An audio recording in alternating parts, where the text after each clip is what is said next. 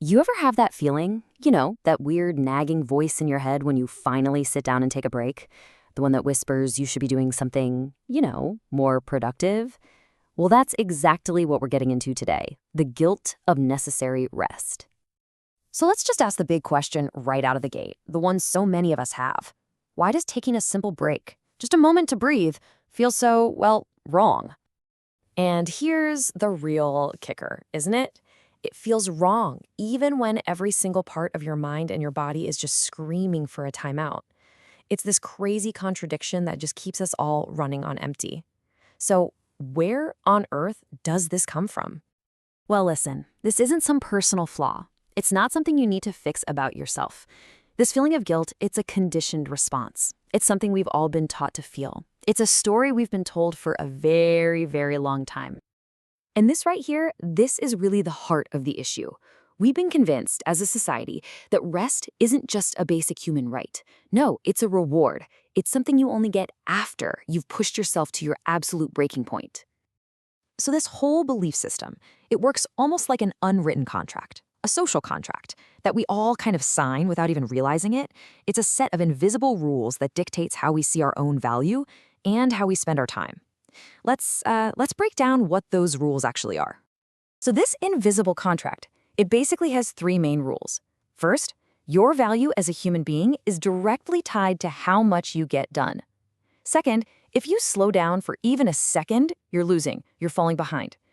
And third, and this is a tough one, choosing your own peace and well-being over that relentless hustle, well, that's just framed as failure, as giving up.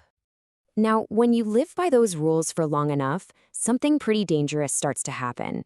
All this constant hustle, it stops being something you do, and it starts becoming who you are. It turns into a performance for everyone around you, and yeah, even for yourself. And this creates this huge gap between our reality and our performance. On the inside, the reality is we're spent. We are running on fumes. Our minds are just completely burning out. But on the outside, the performance goes on. We push harder, we grind it out, and we pretend that everything is just fine. And that's it. That is the core reason rest feels so guilty. Because we've wrapped up our identity so tightly with our productivity that to stop working for even a minute feels like we're betraying the very idea of who we are. But what if that entire way of thinking is just wrong? It is time for a completely new story. We have to fundamentally reframe what rest actually means. I know it sounds so incredibly simple, but this is the truth that just shatters that whole productivity contract. We're not machines. We are not designed for nonstop 24/7 output. We're biological creatures. We need cycles of effort and recovery just to function, to create, to live. And that means being completely exhausted, being burnt out.